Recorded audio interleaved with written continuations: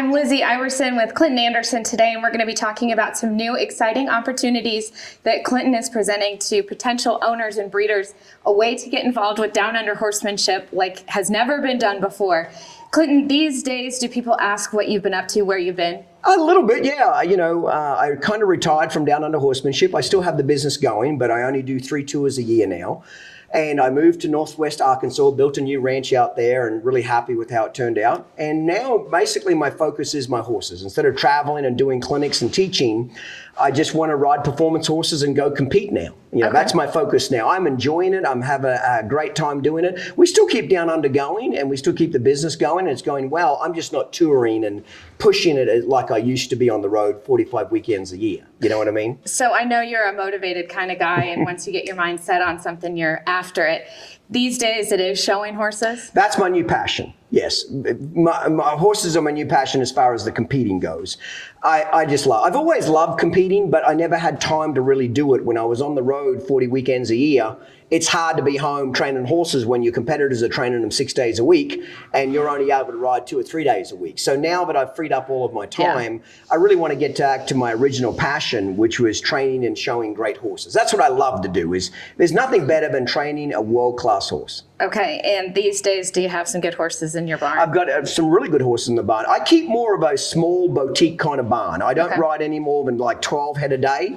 It's just small. I do all the work myself. I personally know every horse, touch every horse, see every horse.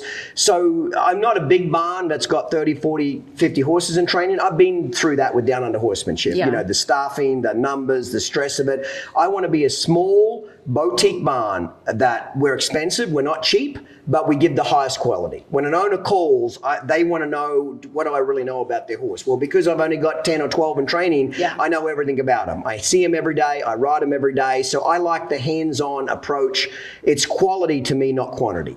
Are people still able to access your knowledge and be a part of down under horsemanship? Because I know in the past it was, you were on the road all the time, you were connecting with so many people. So now, who are your people? Who are your clients? Well, I've still got... Everybody's getting involved. I still have down under going. So mainly you get all my knowledge through the No Warriors Club. You know what I mean? So we've got a little over 13,000 members that are a part of the club. So you still get access to me and my information and all that. The store's still there, the equipment. Basically, the company is still exactly what it was, except instead of me being on the road doing clinics and tours and traveling 40 weekends a year, I'm just going to do 3. So I do 3 tours and that's it. So I don't do any more personal teaching anymore. The only time I'll teach somebody is if I have a performance horse customer that wants to come ride their horse, I'll give them a lesson on it. I'll show them how everything works and help them and that kind of stuff. But I don't physically do all the teaching. I have students, when I say students, professional clinicians like Kristen Hammaker. She runs the Clinton Anderson Academy. So we take in 20 students a year. They pay $20,000 each. They come in for 6 weeks during the academy and they learn my system of training. If they graduate and pass all the testing, they go out then and teach the Clinton Anderson method. Gotcha. And I do all their marketing, do all their advertising, etc. So the business is still necessarily, from the outside looking in, you wouldn't think anything's changed. I'm just not personally doing it anymore because I've moved on to another part of my career, which is the horse training part. That's what I always really wanted to do, Lizzie, but now I wanted to. Now I'll make it clear, there's no money in these performance horses, okay? We lose money, but you can see the smile on my face, it's fun. Yes. And that's the whole point of it is I want to have fun, I want the owners to have fun, and we both have a common goal is riding an outstanding horse and owning an outstanding horse. Sure. Let's back up a little bit. And the last time you and I were together, we were talking about a horse that you had for sale through Solo Select's online sale. Yes, I'm a hot rate. Yep. And that kind of sparked a new idea. And that's what we want to talk about today is this opportunity you're providing to people, your clientele. Yeah, so that horse we sold, his barn named Reagan, really a cool horse. He's by Hottish out of the Dual Ray mare. I showed him at the Snaffle Bit Futurity last year. And the owner that had him was getting out of cow horses and getting more into cutting horses. So we put him in Solo Select sale, which I put all my horses in that sale. Right. And I buy all my horses from Solo Select as well. But I wanted to keep training this horse because he's a great horse. He's a cool individual. So when we sold him, I said, if anybody buys him and wants to send him back to me so I can keep showing him, if you're the right kind of owner and you're the right fit for me, I would love to keep showing your horse. And that sparked a lot of interest where a lot of people, I didn't even realize that a lot of people I don't think realized they could be customers of mine in that respect. Like they thought that, well, I could never get in Clinton's barn. I could never have him ride my horse. Well, that's not true. But the difference is I don't take horses in for training that you could just send to me. If I train a horse for you, Lizzie, the first thing that has to happen is I want to buy the horse myself. I get skin in the game. I always think the best partnerships is when you got skin in the game, they got skin in the game, everybody's working their ass off for success. So I buy them with my money. Then I take them home and I ride them, I try them, I see what they're like.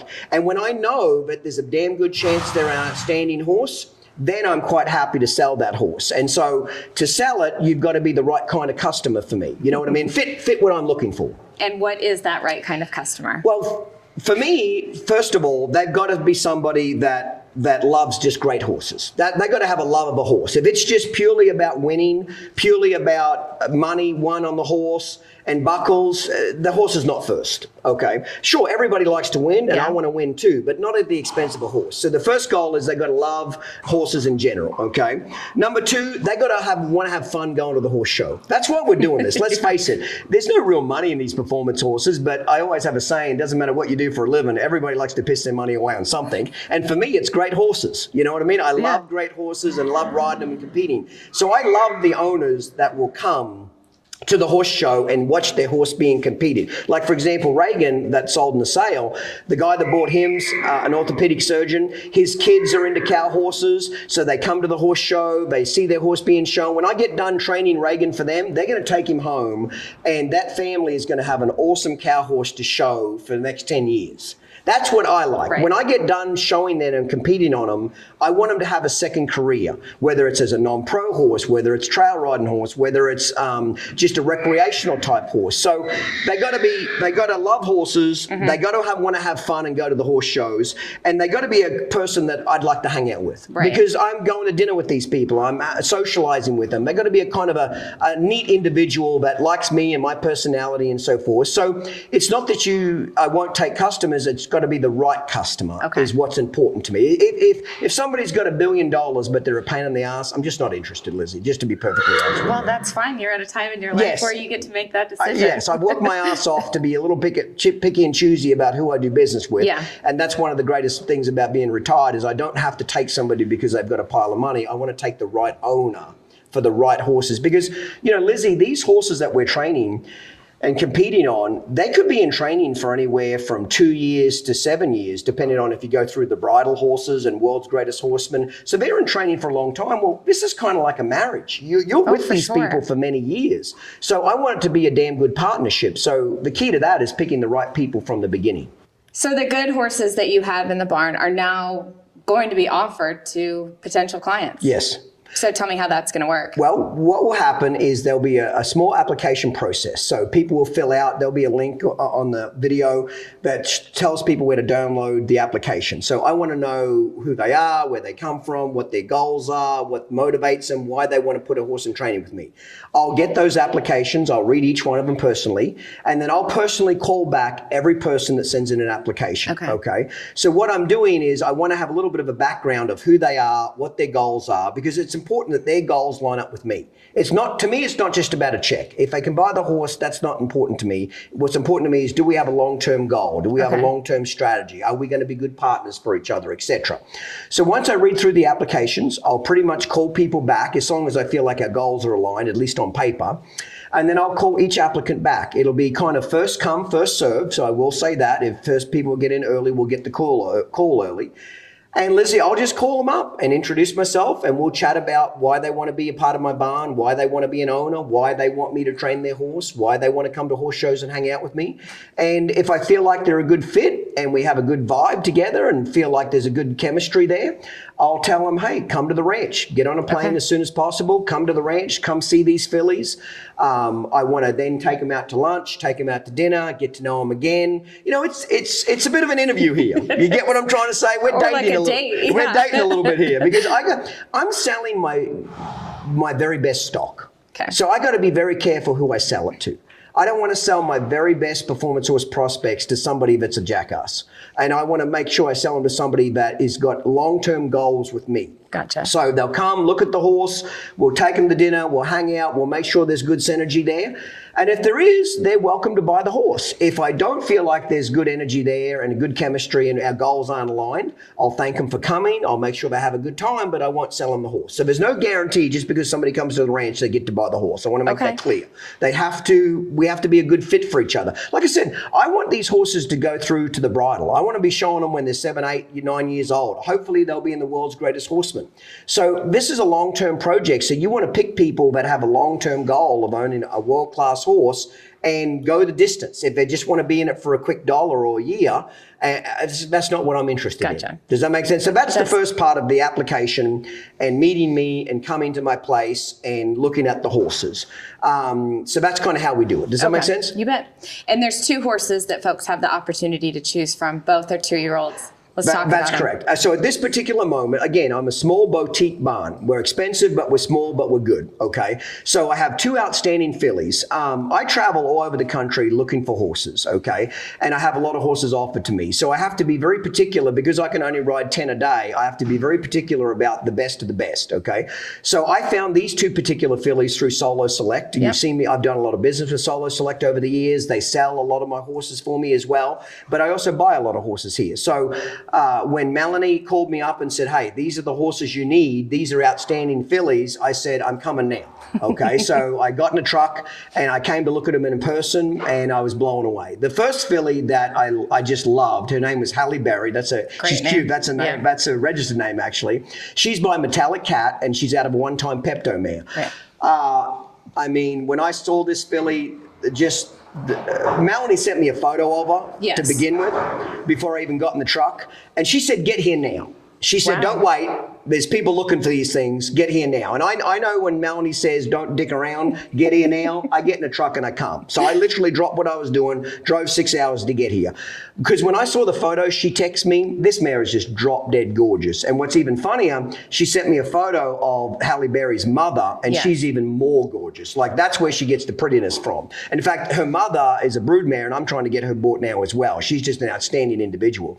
So I came here, I saw Halle Berry in person, I watched the video, Melanie sent me a video of her moving in the round pen. I just loved how round she was, like the way she stopped and rolled back and just got on her ass and crawled around, and she'd go around the round pen with a nose 6 inches off the ground, like that roundness. My old mentor, Doug Carpenter, that passed away, he used to talk about roundness of a horse. The great horses have a roundness to them rather than a hollow back, high neck, high butt, low back. Great horses have a roundness. She just is the epitome of that. I actually don't think I've found a 2-year-old with better conformation than her. She's that pretty. Now, with that being said, I paid a lot of money. Like, I gave $200 grand for this horse. That's the most I've ever given for a yearling. I bought Titan as a yearling for $150,000, that paint horse stud of mine. I sold him 5 years later for $1.5 million. Okay, so at that point, he was the most expensive yearling I ever bought because he had the same look to him. He was just drop dead gorgeous. When you know you've got the goods, everybody else knows it too. There's no more bargains in the horse game anymore. When you got the goods, whoever owns it knows it and they'll sell it, but you're sure as hell going to pay for it. So I had to give $200 grand for it, but I'm so glad I did because I got to see her ride as well. She already had 30 days riding on her. Ty Benson had put 30 days riding on her. So I got to see her lope. I got to see her stop. I got to see her turn. I could just see the natural talent in this mare, her attitude, her willingness. And I just wrote the check. I was just hoping she'd pass the vet check, and she did. You know what I mean? That was my only concern is, man, I wanted her so bad, I didn't want any problems. So I got her vetted, and she vetted absolutely perfectly. So what I love about her is she's a beautiful roan. You know, I don't care what anybody sells. Pretty sells. You know, the old saying, pretty is as pretty does. That's true to a point. There's nothing sexier than a good-looking woman or a good-looking horse. And that's what this filly is. She's just pure sex appeal. And when you ride in, that judge looks at that. You know what I mean? When a pretty woman walks into a restaurant, everybody sees it. Let's just cut to the chase. When that pretty horse walks in, those judges' ears perk the fuck up. Like, what is this? And that's what she's got. She's got that eye appeal to her. So I had to buy her on the spot. Okay. She's out of a one-time Pepto mare. Her mother won a little over 40,000. She was an Open Futurity finalist. She was 7th at the Snaffle Bit Futurity with Justin Wright, a phenomenal trainer in his own sense. She made all the major finals that she was ever shown in. I think she was only shown for a couple of years, but she made all the major finals that she was ever shown in, finalist of each of the events. And then they quickly turned her into a broodmare. And the way that mare's producing now with for example, of Halle Berry, that's kind of why I want to buy the mother as well, because she's just outstanding. So out of a one-time Pepto mare, and then she's out of a Shining Spark mare that won a hell of a lot of money herself, being a big producer. And so she comes from a big line of cow horses. So this is going to be a cow horse, not a reiner. I pretty much got out of the reiners now and only doing the cow horses. The other thing I loved about this filly is she's big. Like she's stout, she's long, she's just got a lot of bone to her, a lot of presence to her. You know, you get what you pay for. I understand $200,000 is a lot of money, but bottom line is this, Lizzie. For the level that I'm trying to compete at, there's no more diamonds in the rough. The days of buying a $5,000 horse out of the sale barn and taking it home and brushing him up and he wins the futurity, those days are gone. I'm not saying it can't happen, but you might go 1,000 through 1,000 of those $5,000 horses before you even come close. So I'm not looking to go through 1,000 of them. I want to get the negative to my barn, Lizzie, because I have a small boutique barn. I don't have numbers. Other trainers might have 30, 40, 50 horses in training, so they have a lot more pick of numbers. I don't have the option of that many volume, because if I do, I've got to hire assistants, I've got to get bigger, and that just turns into a whole set of nightmares, okay? So I've got to be really careful what I buy. So I might only buy 3 or 4 2-year-olds a year. I got to buy the very best ones, because I don't have the luxury of going through 15, 20 horses that were sent to me from the public. And out of those 15, 20, there might only be 2 or 3 that are really at the level that the trainer wants them to be at. I have the luxury of going through that many numbers. So I bought her, I love her. I'm going to offer her to the right person. So I'm going to be really particular about who buys this filly, because this is the kind of filly that will make a lot of money as a broodmare. You bet. Yeah, she gets a show career on her. I'd hopefully, you know, in a perfect world, they bring her back to Solo Select and let Melanie manage her career. Manage her broodmare career. That's where this man needs to go after a show career, is go back and be a broodmare and produce 5 or 6 great babies every year, and she could be a big money-making machine. But that was the first one, yes. Okay. What did you think? When I sent it to you, what did you think of her? Oh, she is stunning. And like you said, that first video, the round pen video, it's hard to deny her Like the way athletic she ability. stops and rolls over a hawks, it's like, oh my God, you could just see her going down the fence. And I put about 10 rides on her since I got them home. So they've only had about 40 rides now, but you can just feel the natural talent in her. She's green, obviously. She's only had 40 rides. It's not like she's stopping and spinning and doing a bunch, but you can just feel natural talent in the horse. The last horse I had that felt as talented as this one was Titan, the paint stuff. Wow. That was the last horse that I actually felt, and I hadn't, before Titan, I hadn't felt a horse like that in 15 years. Okay. Yeah. The investment is $200,000. Yeah, that's what I'll sell her for, exactly what I paid for her. Okay. But they got to give me a guarantee that they're going to leave her with me, sign a contract, let me go show her. Like, I'm pretty serious about they just can't buy it and take it to another trainer. Like, if somebody said, well, Clinton, I'll give you $300,000, but I want to move it to another trainer, I'm not going to sell it. Okay. It's that simple. Nobody wants to let their best horses go. No, and you shouldn't have to. No, they're too hard to find. Yeah. That's why, Lizzie, that's why the really good horses are so expensive now, is because the level of competition, I don't care if it's barrel racing, cutting, reining, performance horses, whatever it is, the level of competition is so tough now that unless you're riding a horse of that caliber, you're wasting your time. Let's just be perfectly honest. There's no more culls and rejects make great horses for cow horses, cutters, and reiners. And even in the rope industry now, for years, culls used to make rope horses. Rope horse futurities have got so hard now and difficult, and the standard's so high, they're breeding rope horses to be rope horses. It's no longer, well, he wasn't making a reiner, so we'll make him a rope horse. Those days are quickly coming to an end, that everything's getting so specialized. If you could design Halle Berry's show career, what would that look like? Well, first of all, we've got to get her trained for the futurity. So it's 2 years of hard work. You got to ride them for 2 years, and I'd show her not in this year's futurity. So first time she would be shown would be in August of 2024. So at the pre-futurity in Fort Worth, and then we show it at the National Rein Kennel Association futurity in Fort Worth in October. So they'd be the first 2 shows. So it's a bit of a long haul, you know what I mean, to get there. It's close to 2 years of training to get there. And then after that, I typically go to about 4 to 6 major horse shows a year, major futurities, derbies, that kind of stuff. So I love it when the owners come to see their horse. Not all of them do, but I really appreciate when they take the time, get on a plane. For a lot of the owners, it's like a little mini vacation. They get to go away for 2 or 3 days, get away from their businesses, get away from their kids, go see their horse shown. We go to dinner. I make sure they have a great time. We do some socializing, and more than anything, they just get to see how good their horse is. And eventually, if that certain owner does want to show them themselves, take that horse home and have a second career with their family, is that something you help for? Yes, I wouldn't have a problem with that. I'd at least like to show them through their 4 and 5 year old year. So if I always have a theory, I'm going to be fair. If I'm going to spend 2 years training one, I want at least 2 years to go show it. And that's kind of being fair, because the 2 years of training it, there's not a lot of fun in that. Meaning that when I say fun, it's a lot of hard work. There's no glory there. You want to go show them. That's where the glory is. That's where you get to put your race car on the track and go run it. So I always say, to be fair to me, and I make them actually sign a contract with this too, that's how seriously I take it, okay? Because if I put 2 years of my hard-earned time, money, and equity and skin in the game, after 2 years, and I have one bad horse show, or there's a little bad luck with a cow or something, and an owner is unrealistic and pulls the horse and sends it to another trainer, well, I've just given them 2 years of my life. I can't get that back. I can't get that time back. So I actually make the owners sign a contract that says they're going to leave it with me through the end of its 5-year-old year. And then after that, if they want to move it or go show it themselves, they can. Most people don't, though. Most people keep it around. And a lot of people will say, well, Clinton, what happens if it's not good enough? Do you keep showing it? The answer is no. Because I don't want to waste my time. So if it's not good enough to go compete, we'll find an industry for that horse. We'll find something that it's good at and either resell it to what it wants to do, or if the owners want to take it home and do whatever they want with it, that's fine too. But I never, with me only having, say 10 horses in training, they never have to worry about me keeping them around just for the hell of it, because my time's too valuable for that. Does that make sense? It does.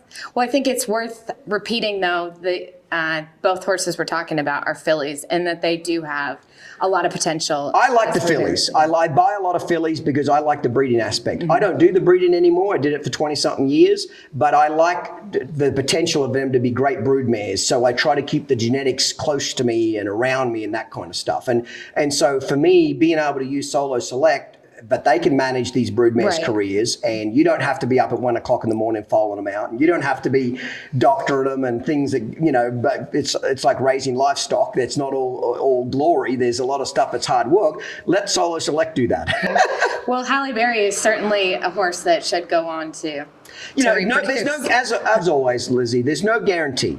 You can pay $200,000 horse, $20,000 or $2 million. There's no guarantee here, but she is by far the best 2-year-old I've ever bought, and I have a tremendously good feel. And again, the fact that I bought it with my money, that says a lot. Like I'm kind of unique like that. I'll put my money where my mouth is. So I always say, you got to get skin in the game.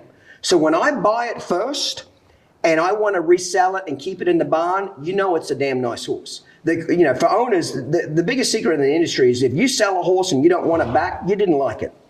That's as simple as it. Trainers will literally give away their firstborn child to keep a great horse in the barn. If you're an owner and you want to figure out if your horse is any good, I'll tell you the secret right now. Just tell the trainer you're thinking about pulling the horse, and if they try to give you their firstborn child, that's a great horse. Just leave it there. If they say, yeah, sure, come get it, it's a piece of shit. That's as simple as it gets. Okay, that's the secret right there. So I don't want my great ones leaving. I want them to stay right there in the barn. So the fact that I buy them with my money and put my name on the line and my equity on the line, that says a lot to begin with. I'm not asking you to do anything with your money that I haven't done. Nice. And anybody interested in Halle Berry just needs to fill out that application. They just need to fill out the application. They tell us which horse they're interested in, whether it's Halle Bailey or the next one we're going to talk about, Miss Congeniality. And I don't care if some person could buy both if they wanted. They could just buy one or the other. It doesn't really bother me. What I'm concerned again, Lizzie, is the right owner. Okay. Are we a good fit? And Miss Congeniality. She is a cute little bay horse that Yes. people have the opportunity to look at now too. Let's So talk about her. while I was here, Melanie said, there's another filly I want you to go look at, okay? She said she's just a tick below Halle Berry, but pretty, got the moves, got the look, etc. You need to look at this horse. And I did, and I loved her. Beautiful, long, round. I loved the way she got around the round pen. You're right. I loved her attitude. I got to ride her. She was real feely. I liked a lot of things about her. You know, she's $100,000. That's what I had to give for her. She's a solid bay. If she would have had the roan look, and a little bit of tick prettier in the head like Halle Berry, there's another $50,000 just would have got spent. You get what I'm trying to say? So there's a lot to be said about the prettiness and the color. But again, I love bay horses. Diaz was a bay. You know, Diaz was one of the prettiest Everyone horses. loves them. Everybody loves Diaz. And he's a straight bay too. So when you get a bay and you get them cleaned up and doctored up and looking beautiful and shined up, they look amazing. So she's by Stevie Ray Vaughan. I love her style, her athletic ability. She's had 40 rides on her. So she's priced at $100,000. And again, for potential broodmare prospect is huge. So I walked away with 2 horses. I really only went there to buy one, but I couldn't let the other one go. I had to buy 2. And she'll be on the same track as well as far as cow horse goes. Very much. She'll be a working cow horse. Now, I love the owners to be involved. Like most of the owners that I train for, again, it's kind of a unique small group, okay? They come from all over the country and some all over the world. So they'll fly in about every 3 or 4 months, come hang out at the barn for a day. I take them to dinner. They watch their horse. You know, they stay involved during the training. Does that make sense as well? I like an owner to be involved in what we're doing. So this is an investment financially, but also time-wise for someone. So what makes you think that people are going to want to it's a unique individual. Usually, like the owners that I have, they're all self-made millionaires. Okay. They're all go-getters. They're semi-retired, or they're under a lot of stress, and these horses are a relaxation for them. They love to get away. They don't need an excuse to get away, let their day jobs go and their businesses, come to the horse show, have a few cocktails, see their horse being shown, go to dinner. We talk a lot of shit together. We have fun together. That's big for me, is being able to be around them. Does that make sense? And have fun and be my own personality and then be their own personality. So, you know, I get it. The level that I'm playing at, Lizzie, I get it. It's not for everybody that's, you know, that doesn't have the money. I get that. But these people that buy these horses, Lizzie, they've usually, just like Melanie and Solo Select, they've worked their ass off. They've come from nothing. They've built businesses, they've been under stress, they've taken the bullets, and this is their fun. Now, some people are into skiing, some people are into snowboarding, some people are into racehorses. Everybody, that joke I say, everybody pisses their money away on something. The people that buy my horses love horses. That's the common thing. They love horses, and they want me to train them a world-class horse, and they love to see their horse being shown, put it on TV. They like me marketing it, and they know when I get done marketing it, it's going to be worth a lot. Well, let's just remind people how they can get involved and become an owner and one of your clients. Well, so what they need to do is download the application form, okay? There'll be a link on the video. Download the application form, fill it out. As they come in, I'll review them, and then I'll call those owners back, okay? And we just go from there, basically. And then just because I call somebody back, again, doesn't mean they get to buy it. It means that let's chat about it. If we get a good feel, the quicker they get to the barn and have a look at it. These fillies are not going to hang around long. I just know that already. They're not going to hang around very long. So the quicker they get to the barn, come see them, let me meet them, go to dinner with them, we form a relationship, see where things are going, the better. I vetted both of these fillies from head to toe. I x-ray their hocks and their stifles and their front feet and everything. And I would insist that they get another vet check done. Just it's good business to always do that. So I'd insist they get another vet check done. But I went through them with a fine-tooth comb because obviously I'm giving a lot of money for them. So you got to go through them with a fine-tooth comb. And I was extremely impressed with them. So that's how it kind of works. A lot of people feel, I don't think really knew until we sold that horse Reagan. A lot of people didn't realize they can have a horse in training with me. See, I don't advertise to be a quote unquote trainer, horse trainer. So a lot of people felt like, well, Clinton would never ride my horse. I would never be able to get a horse in training with Clinton. You can, it's just a certain way we have to do it. I just don't take horses that come in through the front door like a traditional horse trainer. I'm not saying anything wrong with that way of doing it. And it's been done like that for many years, but it's not the way that works for me. You know by now, I do things different. And I've been successful at doing it too. Well, it will be exciting to see who ends up with Halle Berry and Miss Congeniality. Miss Congeniality. Both really nice horses, and it's cool that you are doing something new and hopefully bringing in some. I got the maybe passion some back new again. Customers and. I got the passion back for it again. I got the eye of the tiger. I got the passion back, and I've just changed careers, and I feel energized again. And I just love great horses and matching them up with the right owners. And having fun. Having fun. It's got to be fun. If it's stressful and you're not enjoying it, what the hell are you doing it for? Cool. Well, somebody's going to get a good opportunity here. They sure are. And have some fun. Thank you, Lizzie. Thank you. Always proud of you, mate. Yeah. Cheers.